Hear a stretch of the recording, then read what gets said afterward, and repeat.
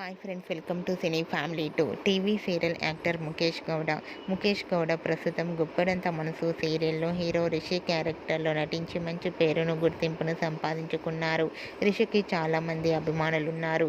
Rishi updates బయటకు రాగానే మంచి కామెంట్స్ పెడుతుంటారు తన అభిమానులు.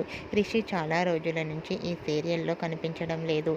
రిషి తొందరగా ఎంట్రీ ఇవ్వాలని తన ఫ్యాన్స్ అందరూ కోరుకుంటూ కామెంట్స్ పెడుతున్నారు.